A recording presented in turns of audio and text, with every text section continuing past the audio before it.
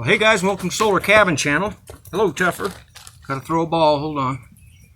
I love to grow tomatoes, but I have never had really great success with them. I mean, I get an average production. I've got a couple of tomatoes. These are super special tomatoes that I've got planted here in my mom's tub. But I can plant tomatoes and not get great production off of them a lot of years. Last year I had really terrible production. I've got a neighbor lady that lives here, and I've always admired her garden. And she grows the same plants that I do, but her tomato plants are always so much more productive than my plants. So finally I got her to tell me her secret.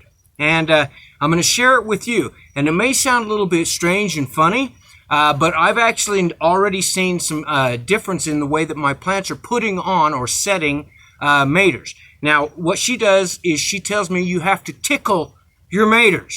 Now, I thought that made me laugh really hard. I'm like, what are you talking about? I thought she was pulling my leg for sure. She says, no, you have to tickle your maters. And here's what she's talking about when she talks about tickling your maters. So let me show you.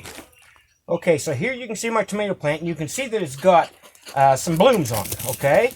And I got these. They were only about half this high, but they had already started blooming out, but they didn't have any new sets on them or anything like that. She says when you get them, as soon as they start getting the blooms on them like this, you need to tickle them. And what she meant is doing something like this. This is tickling the blooms, okay? She says you can also do it by shaking the tomato plant. And what this does is tomatoes are self-pollinating. And so when you tickle the flowers like this, the blooms, what it does is it releases pollen. That pollen drops around on the plant. Normally the wind would take care of this for you. But some years we just don't get a lot of wind. Maybe your plants are too protected if they're in a greenhouse, or like in my case here, they're kind of protected by the front of my house, so they may not get as much wind. Generally, the wind does all the tickling that you need to do. But what you need to do is either come out here and tickle the flowers with your fingertips. Be gentle, don't break the flowers. Just kind of tickle those flowers. Or what you can do is you can shake the stem like it had a really good solid breeze. Shake it really good.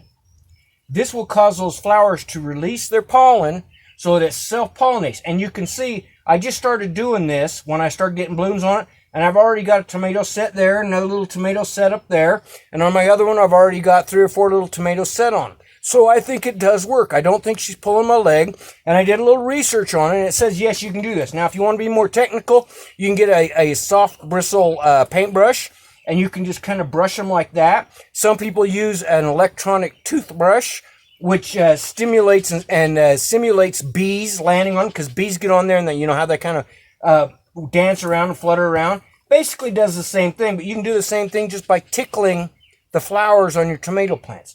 This stimulates them and acts like a bee and the wind, so they release more pollen.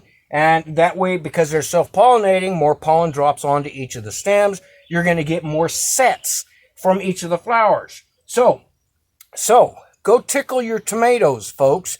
See if you get a better production. I'm hoping for a really great production this year. All right, hope you like this video. Please do subscribe and like my channel. Have a great summer, folks. I hope your gardens are doing really well this year.